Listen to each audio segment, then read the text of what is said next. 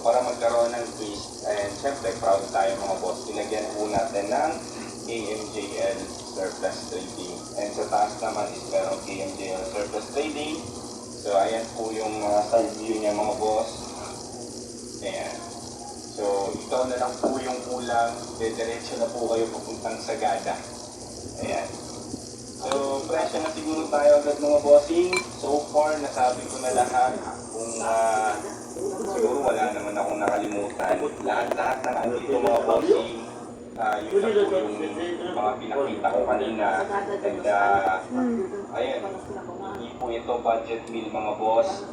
So take note po, yung made to order po natin ngayon na manual 4x4 is nasa 350,000 na po. So kumbaga, kung mag-made to order kayo ng 350,000 plus tip up mga 20,000, mags na 30,000, step 4 na 8.5,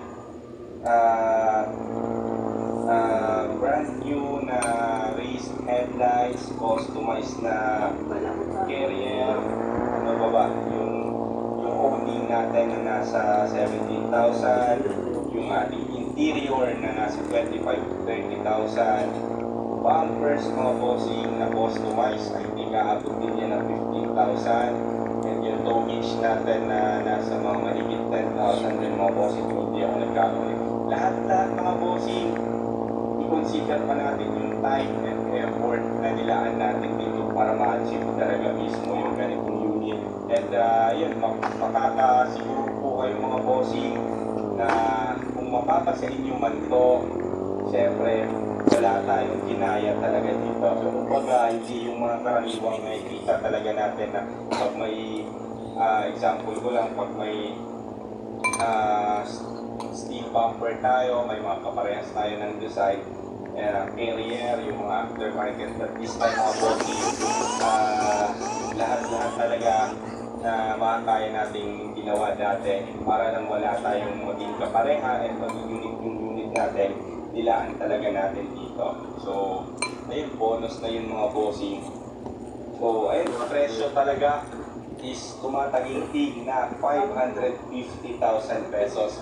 Mga bossing, do the math na lang po. Alam niyo na po kung magkano yung aabutin. Kung isa-isahin natin yung mga nabanggit natin na mga nilagay natin dito. So, kumbaga, at least break even na lang. Happy na po kami na makikita na gagamitin ko ng bagong owner soon. So, ayan, lahat po mga bossing, tumataginting na 550,000 pesos.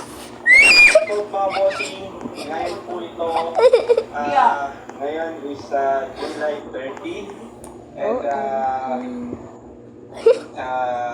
I think August 14 or August 12, August 13, 14, hanggang 18 mga bossing, is isa po dyan sa mga nabanggit natin is babiyahin tayo ng Luzon.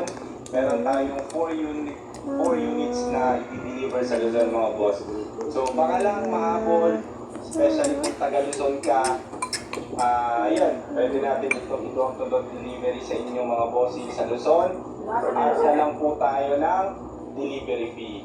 So ayun mga bossing, ipit ko lang, lahat na po ng setup na ganito is umabot po ng 550,000 pesos.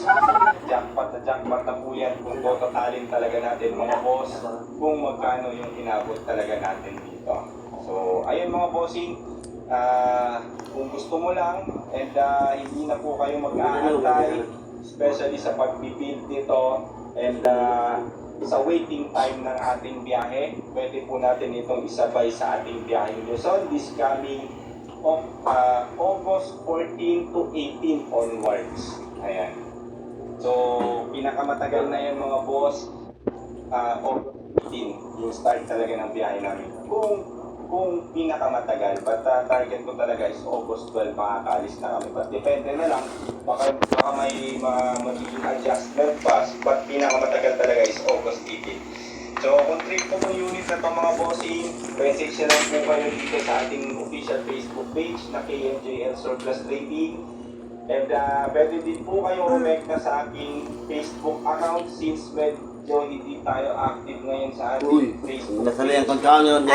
Message lang po kayo sa aking Facebook account, yung nakikita niyo sa screen, sa Kim Luis Busalia. At pwede din po kayong tumawag sa aking smart number na 0999-880-2420.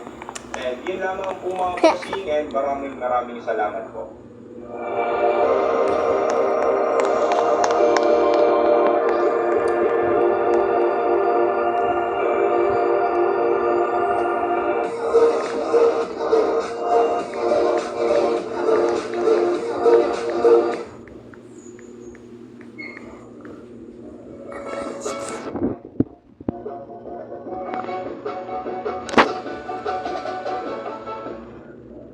Katulad po ng halimbawa, itong AB Leisure Exponent Inc. Yung mga games niya po, ito yung Tiki Plus, Arena Plus, Bingo Plus. Ito po yata yung nag-sponsor nung isang concert, pati po ako ay kanyang itinawi. Nagpapatawa po siya, napatawa niya si Senador Cruz. Bigla pa niya naman sinabi, tingnan niyo yung mukha ni Marcoleta kung matatawa kayo. Napakawalang iyan ng tao na yun. Mas ganda. Mas ganda. Sa opening statement, Senator Rodante Marcoleta. Salamat po, Mr. Chair. Ako po ay miyembro ng Iglesia ni Cristo. Kaya kapag ako po ay sugal, matitiwala ko. Kaya lang na po ninyo kung Nakadaw ko sa iglesia. kaya lang bago po natin gawin ang dapat gawin. Gusto ko malaman kung gaano tayo kahanda. Di ba? Total ban. Gawin total ban ang ating pag-usapan. Gaano tayo kaseryoso?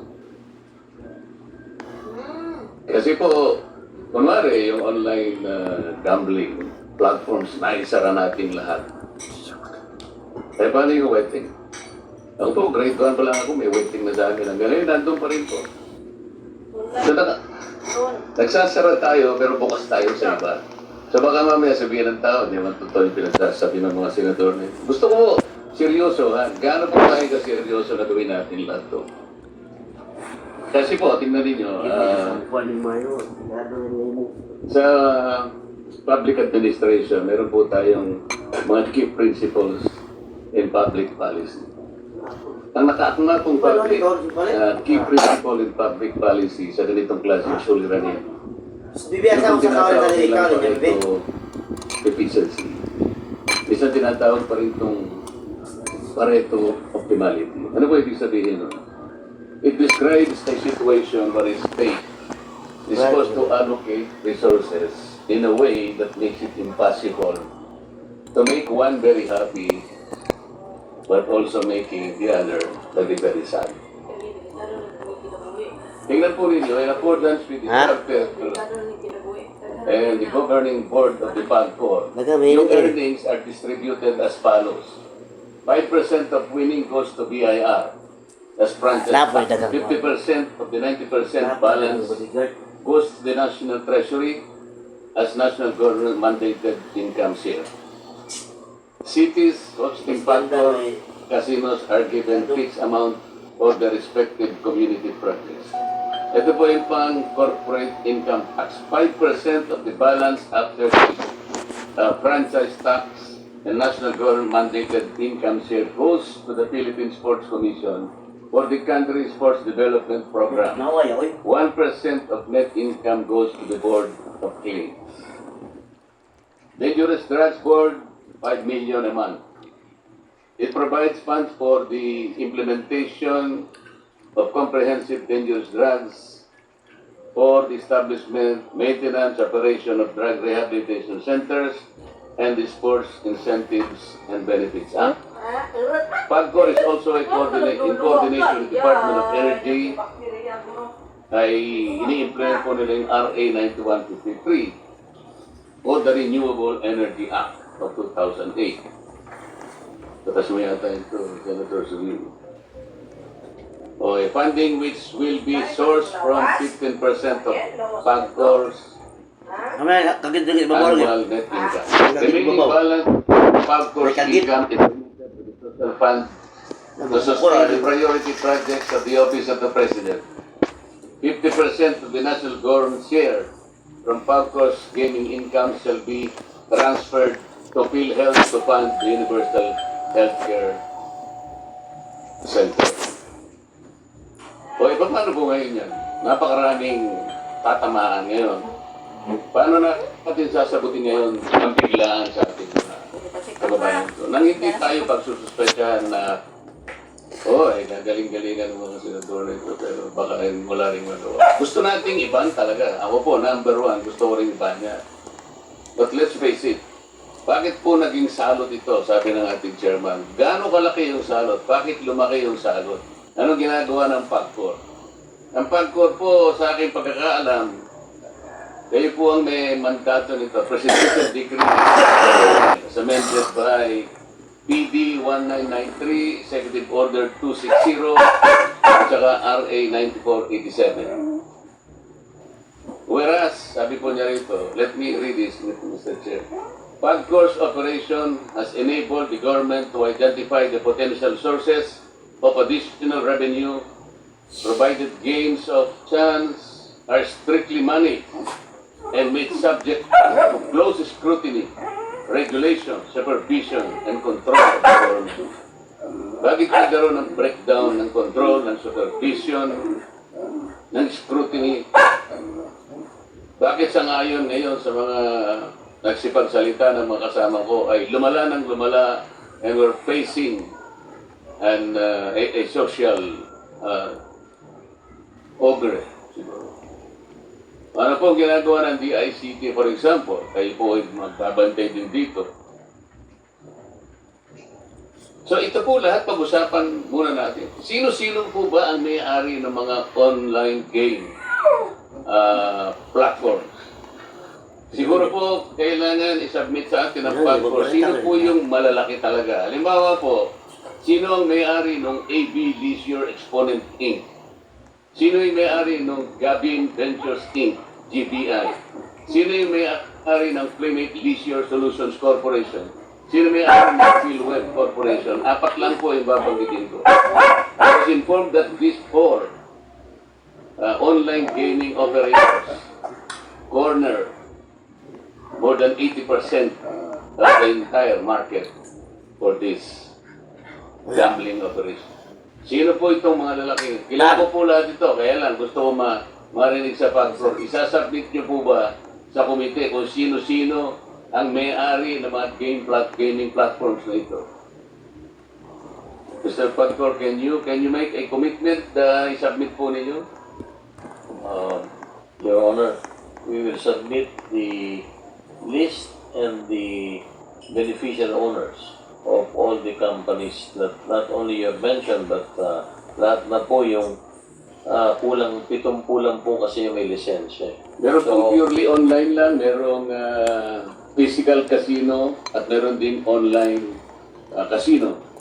Your Honor, amin pong isusubite ang dalawang uri ng pagmamayari ng tinatanong. Una po, yung sa land-based casinos, yun po yung tinatawag na mga integrated resorts.